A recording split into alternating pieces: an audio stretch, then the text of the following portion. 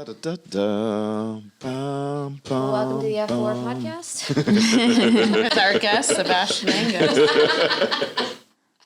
With our guest, Mr. Angus. So today's topic was financial freedom. So we're going to be more of the observers and askers of questions. I love it. This is going to be more for you. Let's get into it. Yeah. Let's do it. So what is financial freedom in your definition? Well, I would say this. I'm not a very money-motivated guy. Like, I don't make all my decisions based on what is most profitable. But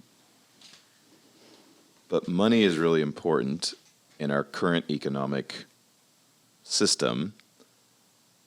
Living in a first world country, it's very hard to be free if you aren't financially free.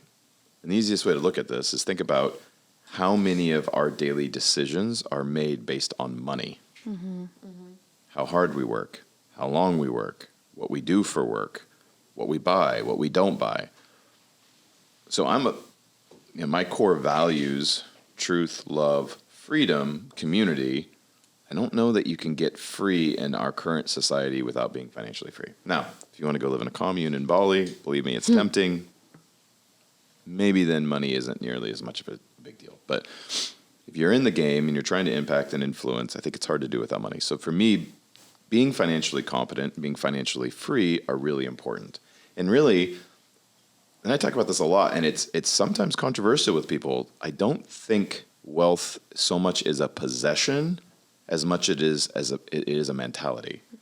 It doesn't say that there isn't a reflection of that mentality in possession, but if you're seeking the possession without upgrading your mentality, you're not going to hold on to it. Specifically on TikTok, I'll cite, there is an unbelievable amount of young people, we'll say, who are getting into this habit of believing that wealth generation isn't possible anymore, and that most of the wealthy people in the country inherited their wealth. And you'll see this in comments and the way the feedback.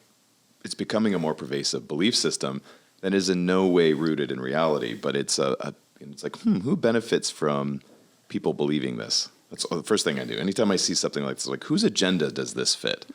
Whose message does this fit? But Dave Ramsey did a study, and there's been a few more that have done it too, that showed it was just about 80% of millionaires in the United States are first generation. 80%, meaning 4 out of 5 essentially built their wealth from the ground up, and they built it from not having anything or not starting with a big starting hand. Why is that important? It's actually really hard to pass wealth on from one generation to the next. So much so that it's really common in big, wealthy, powerful families that their trusts, their wills, their money gets passed. It skips a generation. They go from first generation to third generation, not second generation.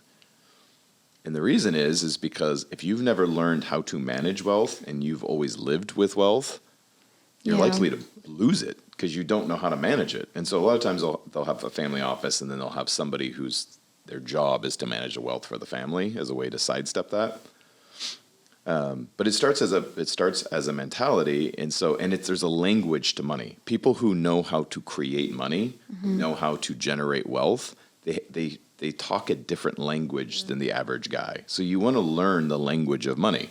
There's a great book, not so much about the language of money, but around this idea called The Psychology of Money, which I think is also a fascinating kind of place to start. Is how do we look at money? What's our association of money? But to me, financial freedom is simply you're getting to a point where your daily decisions are not so much predicated upon money. Where when you buy an airline ticket, of course, some part of you wants to get the best price possible, but you're not really worried about the price. When you go out, you don't even look at the prices on the menu, or maybe you go to a place where there isn't prices on the menu. Or when you're going to buy a car or a house, it's not so much about how much it costs within reason. It's what do you like? What don't you like, right? That to me is financial freedom, where it's like your daily decisions aren't made based on money. Now, I think you could, even as a billionaire, maybe we could say Elon or Jeff is in a stage where even that is getting challenging. But I I think if you wanted to, you could find your limitations of where like even billions doesn't help you anymore. But your daily decisions, I think, is where most people, that's where you're going to win, right? Where, just the things you do on a daily basis, you're no longer considering the financial impact of. That to me is financial freedom. And then that opens up your playbook. And one of my favorite questions to ask, you guys have heard me ask it many times, is like, if time and money were not the reason why you did something, what would you do? What would you spend most of your time doing? So I'm lucky enough that as a whole, most of what I do, not all of it, most of what I do is not based on time and money. But I've worked really fucking hard to get to this point, and it did not start that way. Right? Like we obviously have a massive sales organization. My passion has never been for sales. I didn't get into sales because I'm like, oh my God, it's like, love sales. I love sales, which always makes me laugh. And people are like, oh, I don't know if I want to do sales. It's not really my thing. I'm like, it's not, sales isn't my thing. I'm good at it because I understand what makes it work. But I was able to see how the path got me to where I wanted to be. And that's all I cared about.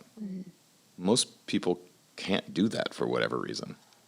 Oh, I'm not passionate about that. Oh, I don't really feel that. Okay. And now I feel very fortunate because not all of what I do, but most of what I do because I love doing it, right? Coaching and developing people, speaking, creating content. I'm excited to get my first book out. Like that stuff I genuinely enjoy doing, creating space for people to become and to realize who they are and to become more conscious. Well, if 13 years ago, if I tried to explain to somebody how going door to door, right, doing sales was the path to doing that, they'd be like, what? Right? Which is why most people miss it. So that's kind of my kind of opening thoughts on financial freedom. To me, it's not necessarily about being a billionaire, and perhaps in this lifetime I'll get there, perhaps I won't. That really isn't the pursuit. It's just making sure that money is never the limitation to why I'm not doing something. What do you think is a switch when someone has such a bad mindset or a bad association with having a lot of money to actually having that wealthy mindset? What do you think is that switch? Besides obviously the books and the videos that they can watch, what do you think makes that little switch? Well, you are who you hang out with. Like if you want to become wealthy, hang out with wealthy people. The tricky thing about that is I don't think it's an elitist thing. But wealthy people generally don't enjoy hanging out with people who aren't wealthy because there are lots of exceptions to this, of course. But as a whole, in referencing your closest friends, not just, you can have acquaintances that are wealthy or even friends that are wealthy. That's different. Like your core group. Generally, you want to hang out with people that are and most people do hang out with people who are in their same socioeconomic class or very close to it. And it's not so elitist. That sounds elitist to say, but it's not. It's because they have different restrictions, right? And so, and they have different limitations. So if I go out with all my friends all the time and I have to pay for everything because they literally could not afford to go to that restaurant or they could not afford to go on that vacation, I may enjoy doing that for some time, but if that always happens over time, it creates this like karmic debt. Like there's not an equal exchange in the relationship. Right. And so ironically, it's usually the person that's being given to that gets resentful first. They just get too familiar and then they take it for granted. And so it creates weird dynamics. When everybody's wealthy, it's fun.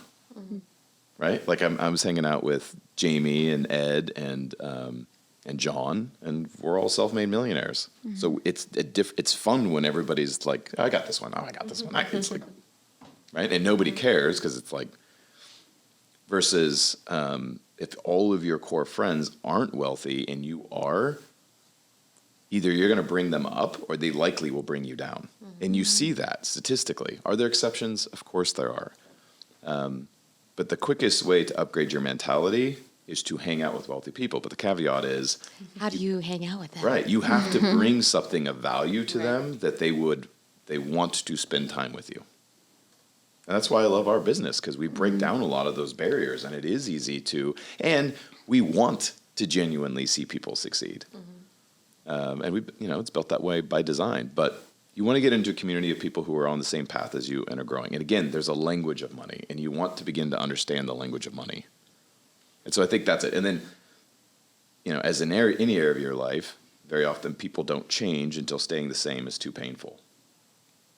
Right? Like for me, walking into the world, I was far more interested in science and natural science and astronomy than business and politics. And then I hit puberty, probably 11 years old, 12 years old. And I woke up to my mom crying at the kitchen table. And like in a moment, all of these things became important to me. I was like, I'm not living this way. Because for me growing up, money was the center of every decision. Every decision.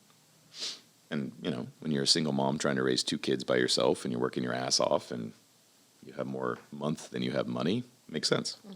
But I made a decision when I was a kid, I will not live my life this way. This is not how my kids are going to grow up. And not any disrespect to her. I just knew that's not something I wanted my kids to go through. Now they have their own problems. Like, they don't know what it's like to struggle at all. Yeah, so how are you... Because they're getting to the point of understanding all of that, too. So how are you going to make sure that they know the value of $1 and know that they have to work harder than expected? Well, check in with me in 10 years. Yeah. We'll see how well it worked. But I'll say, in theory, what I'm trying to teach is value-based, principle-based thinking. And I hope that works. And they still see me work hard, which is good. Right? Like, I have a guy I'm coaching, and one of his laments is that he made most of his money before his kids could remember. So they came into it. Yeah. So all they see is dad goes and plays golf. He hangs out with his friends. We go on great vacations. And they think, oh, that's what life is all about. Right. Right? They don't even have a way to associate with that. And so he's trying, and then they kind of roll their eyes now. They're both teenagers, and they kind of roll their eyes when he tries to explain the good old days and how hard it was for him coming up. And it's like, I get it. Most kids don't want to hear that. Or even the next generation doesn't want to hear how hard it was for you, which is foolish on many levels, because there's many things we can learn. And we're in a generation where we've got the fucking TikTok generation, Gen Z, and then Alpha coming in right behind them. Oh, is that what it's called? Many of them want to insist that this is the hardest time to ever be alive. And I'm like, how? You just fell asleep in history. There's you're just incredibly ignorant. Like how, like the last time we went through a fourth turning, now I reserve the right to change my mind in 10 years, because we may go through the next 10 years and go, fuck, yeah, that might have been the hardest time in history. But as it stands right now, today, right, January 10th, 2024, 100 years ago, we were just getting out of, we had the Spanish influenza, we had World War I, we're about to go into the Great Depression, wrap that up with fucking World War II. Living in terror, followed by living in 20 to 30 years of legitimate terror that nuclear war was going to break out. Like, imagine living under that. And then Martin Luther King is assassinated, JFK is assassinated. Yeah, tell me how bad it is right now. So I always find that stuff super interesting, perspective-wise. But I think you become who you hang out with. That's the key. And you want to hang out with people who are where you want to be. Yeah. And if there's a huge disparity, you have to find a way to bring them value.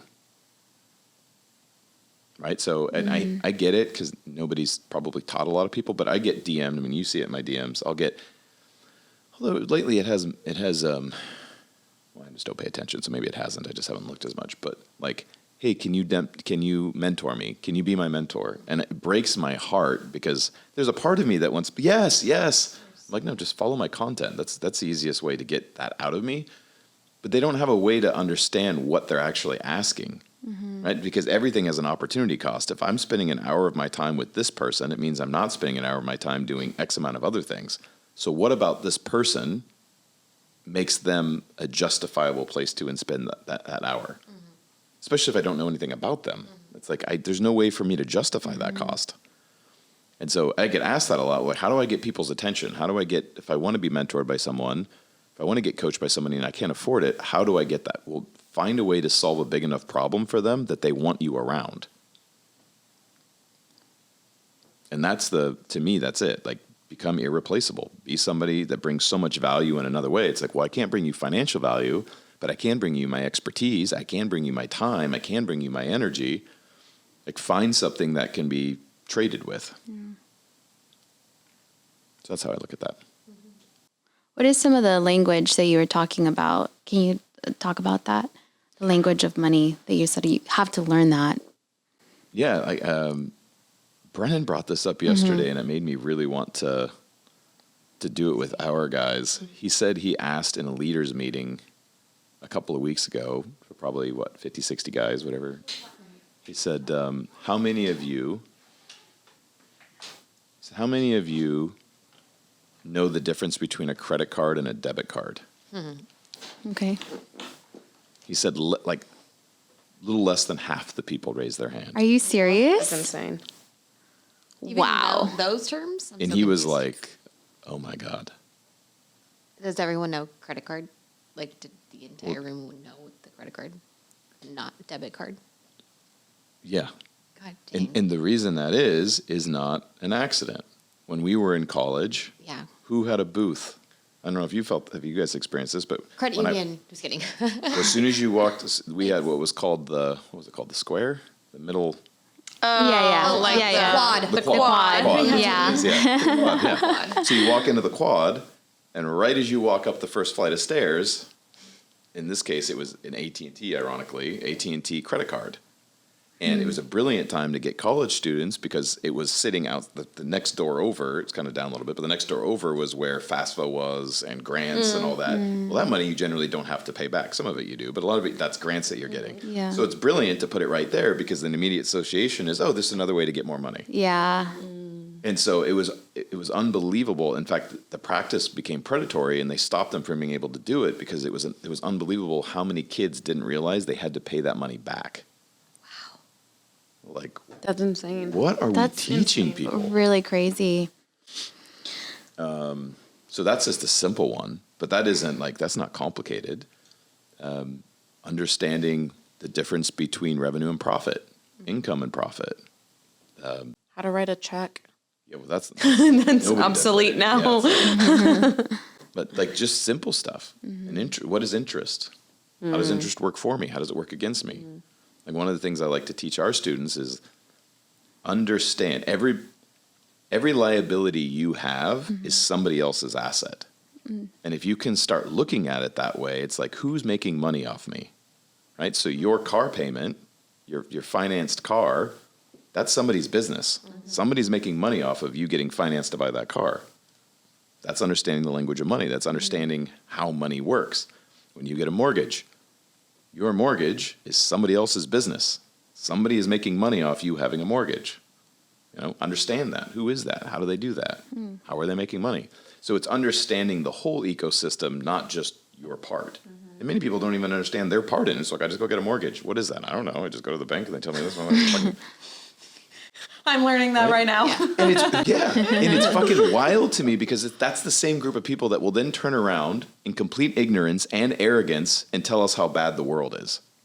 It's not anybody's fault that you never learned. That's your fault. When part of becoming an adult is taking ownership for your education. Right? Like, don't be a baby bird. Go figure. And in this day and age, there is zero excuse. Everything is at our fingertips. Information is at our fingertips, literally. We live in the age of conceptualization where it's no longer about having access to information. And by the way, even 50 years ago, we could argue we just don't have access to information. Right? Remember, we were in, you and I, you went on a separate one. Belize.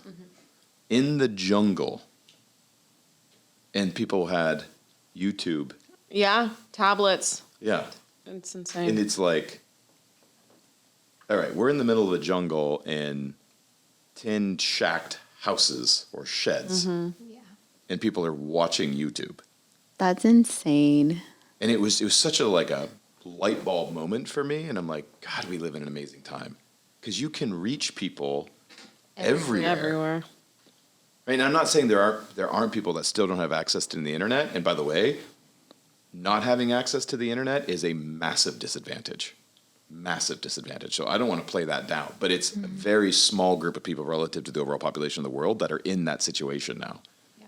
So it's like it's not access to information that's slowing people down. It's their inability to know what to do with that information, and it's not so much the answers, but the quality of our questions. Or the quality of our understanding. Yeah, right. But that comes from the quality of our questions, and I'll see this just in the engagement on social media in the comments. I can tell where somebody's at consciously by how they engage with my content. Right? Do they just make a statement? Do they create their own operating assumptions and then make a statement based on those operating assumptions? That's easily 80% of people. Do they ask a good question? Do they ask a clarifying question? Like, and it's amusing to me, even in like we do a lot of shorts, right? Shorts are 30, 45 seconds, maybe 60 seconds. And yet how many people will comment on a 15-second part of that? And they couldn't even retain 30 seconds worth of information. In fact, they'll comment on something and then like, if you just would have listened to the last 10 seconds, you would have seen the whole picture. It's like, man, it's hard to believe that we're getting smarter. I have a hard time arguing for that. I want to argue for that. I just have a hard time arguing for that. So this year I want to release an entire series on how to think critically about your world, because I just see so little of it. Yeah, I think Tom Bilyeu in that podcast you sent me, where they're talking about how there has always been an influx of information, Totally. but right now you don't even know what is correct. And so people are kind of just taking what they hear or what they see in their algorithm, whatnot, and just run with that. And that's the knowledge that they think is factual. Yeah. Which is insane. And so they're doing the same thing. Fucking scary. Yeah. In what? Or in Like right now, you literally on your phone, you have, I think you even mentioned this yesterday at Top Gun, you have more information at your fingertips than the president did 10 years ago. Yeah. Right? And so we've always had this influx of information, but before it was more you had to go seek it, or it was the newspaper, encyclopedias, or even just like the news, worldwide. How did you get your news? 5 o'clock news, or the newspaper that came on Sunday that had everything. I remember. That's why sometimes I'm like wondering about if there are like misinformation when it comes down to any like financial, like education or whatever that might be. I thought that's what you were going with that specific topic, not just a generalized topic. Something in the human condition wants to believe that there's some evil, nefarious force that's 100%. trying to They, them. I don't necessarily buy that so much. I'm not so much a conspiracy theorist. I'm not saying that there aren't forces that would like to shape the world the way they think it best fit, and that they're trying to make their case with information. I just think human consciousness hasn't gotten far enough where we're aware of what we're doing. I don't think it's some super intelligent force working against us. I think we're just still pretty primitive as a species. So what do I mean? Well, news stood for noteworthy, entertainment, weather, and sports.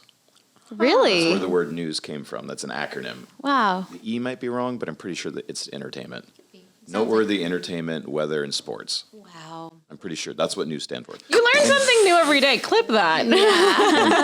And there was a pride in providing information because there was no other way to get it. I remember when my grandparents would rush to turn on the television at 5 o'clock because it was their news. They wanted to know what was going on in the world. Yeah. But what happened is before a certain time, they didn't make money off of advertising.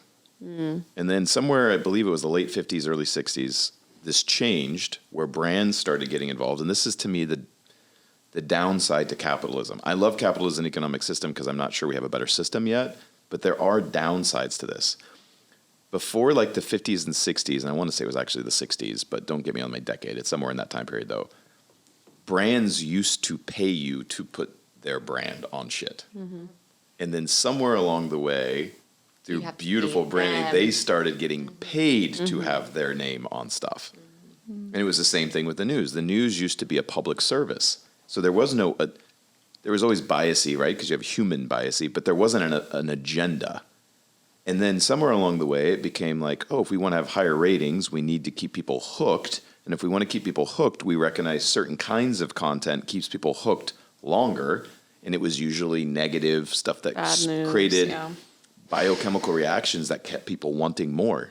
Negative, right? Really? And so then it just started driving that way. That's why I don't think there was some evil mastermind that was like, yes, this is how we're going to do it. It was just like, oh, this is how we make more money. Yeah. No thought of what are the consequences of this. This is just how we make more money. Similar to how there's different political news stations. So there's CNN, Fox. 100%. Yeah. Yeah. They're all feeding their agenda now based on where the money's coming from. Where is the money flow? Which is why in a capitalist system, it is not unfair to ask, where's the money flow coming from? Who's paying for this? Right? And Like it should be supporting it, yeah. right. Or like where it's like, oh wait, there's only 3 different companies that are able to provide this vaccine. Right? Like, well, who's benefiting from making 2/3 of the world take this fucking vaccine? Oh, weird. You just came up 80 billy. Weird. Right? So you can start looking back and go, huh, interesting.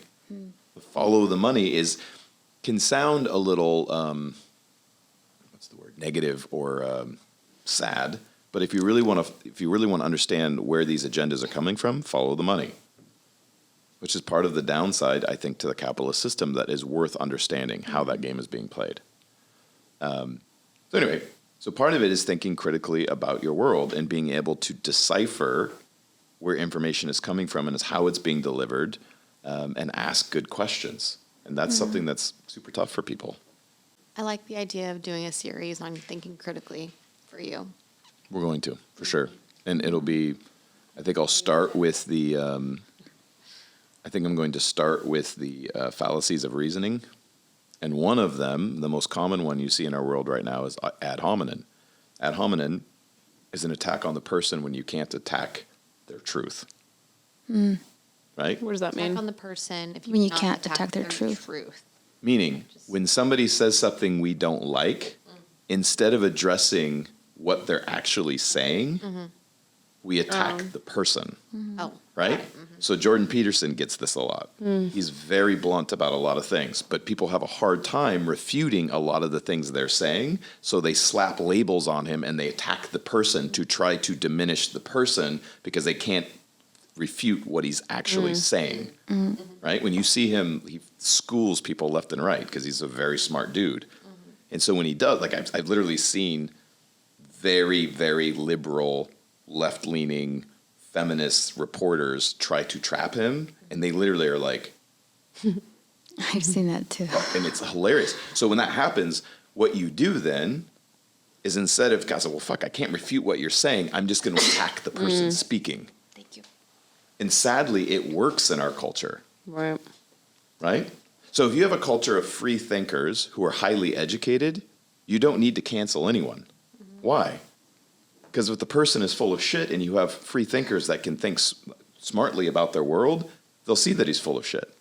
The operating assumption, for better or for worse, is that humanity is stupid, needs to be coddled, needs to be taken care of, and people can't handle the truth.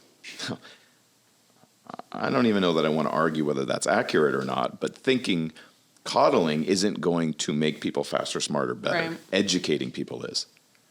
So I think kind of where America has got itself in trouble is instead of teaching people to think better, we just continue to create regulation to control people. Right? It's like, if you look at some of the laws we have, you're just solving for stupid. That's it. I think there's a law in California that you can't climb on a dead whale carcass by law. Why? Well, because it turns out if there's a floating dead whale carcass in the water off the coast of California, what's likely going to be there? Sharks. Great white sharks.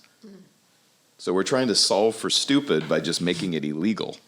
Like if you go look at some of the laws we have that are just absolutely ridiculous, it's just meant to solve for stupid. Well, why don't we try educating people instead? Well, because it's a lot harder. Educating people is a hell of a lot harder than just controlling people, which is why my contention is even if to my own hurt, I will side on the side of freedom. Right? Knowing freedom is messy. When you give people freedom, you give them the opportunity to fuck it up. Things are messier when you give them freedom. But what are the consequences of not giving them freedom? You create a dull, stupid group of people. We're constantly trying to solve for stupid. And that's got to change. And it will change probably with some kind of great reset, where things get so stupid that the system collapses on itself, right? And then it's like, oh, yeah, we actually have to think. But there's just, thinking seems to be a rare thing these days. Which is why I repeat over and over again, I am not interested in telling people what to think. I'm far more interested in teaching people how to think. That's how we get human consciousness to evolve. And it's lazy. People like being told what to do. People like being told what to think, right? And there will be people who refute that based on their individual experiences. But you take humanity at large, if it's lazy, and it's way easier. If somebody tells me what to think and it's wrong, I don't have to blame myself. Yeah. I'll blame them. You tell me what to do and it's wrong, I'll just blame you. It's fascinating. I mean, Also but so why hire coaching? And like, why hire someone to tell you what to do? You know what I mean? Like, I'm thinking on that level, right? So it's like, why would anyone hire you to coach? But I know the way you coach, but like in a generalization. It's a great question. There's really four different things that very often fall under coaching, and they're not all coaching.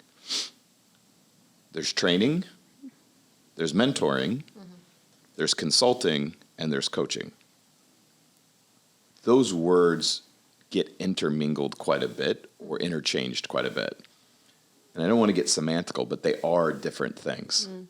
Consulting is, a lot of consulting companies get, us notwithstanding, get a lot of crap for coming in. They get hired for a company to come in and tell them what to do. Just tell us what to do. So they come in, they do analysis, they look at your data, they look what you're trying to do, and they go, bop, bop, bop, bop, here's what you got to do, 5-step plan, bam, and then they leave. I'm out. They have no responsibility for what happens next. It's on you to execute it, and if it works, great. If it doesn't, they take their $500,000 or $1 million or $3 million or whatever it is, and they're out. That's consulting. Just tell us what to do in this situation. Oh, I've helped 5 other companies do this. This is what you do. That's consulting. Mentoring, you would get a mentor if you were if you wanted to learn to emulate somebody, right? So if you wanted to be the best pole dancer in the world, you'd go find the best pole dancer in the world or the best yogi in the world. You'd go find them and you'd pay them, and they would teach you more. Maybe not a yogi, but pole dancer would teach you, this is what I do. Very key here, what I do. Because all the mentors are going to be able to do is to teach you to be like them. So if you want to become like someone, then you go find a mentor. Because that's what a mentor does. They make you a mini them. That to me is like, ugh, gross, but there's a lot of, and I'm not. I get that. I don't want to diss people that, but doing like, that. yeah. They're like, can you be my pole mama? And I'm like, of course, daughter. Yes. Yeah. And what they're really looking for is to emulate you and a mentor will do, this is what I did. And generally, a mentor will want you to do exactly what you tell them to do. And there is a place for it, by the way. I'm not saying that's horrifically wrong. There is absolutely a place for that. Just do exactly what I tell you to do. But that's a mentor. A trainer is going to show you what to do, right? It's very much hands-on. They're in there with you, training you, developing you. That's a trainer. It's very tactical, very hands-on. A great coach doesn't need to even know your industry. A great coach doesn't need to know to know your profession very well or the particular skill sets. That's not really their function. Their function is to help you figure out what's best for you by asking you great questions, holding space for you to figure it out. You see the difference? So I don't have to be a great architect to coach somebody who is an architect, because what I'm trying to do is shift their way of looking at something. I'm focusing more on mentality and character knowing if we tweak those things, you'll be able to tie the skill set that you have to the mentality and character and get the results you're looking for. What's the See the difference between coaching and therapy? Sometimes not a whole lot. Yeah. A title. Yeah, the Okay. name. Great Schooling. therapists. Great therapists function a lot like great coaches, and a lot of times great coaches, there's very much overlay. Yeah. I would say where therapy kind of differentiates itself is it usually subscribes to a particular paradigm of the human experience that's trying to take them down a particular path, like cognitive behavior therapy, CBT. It's like I have a particular paradigm, and you see that in coaching too, but I have a view of the world or of human behavior that is informing how I am treating this patient. And generally, not always, but generally therapists see you as something's wrong with you. I have to fix something, right? Or you go to a therapist because you think something needs to be fixed. Some therapists would probably not like me saying that, but it's probably because they're more like coaches than therapists. Being a coach, it doesn't assume there's anything wrong. You're just trying to define what outcome somebody's trying to accomplish and what tools do we have to help them accomplish that.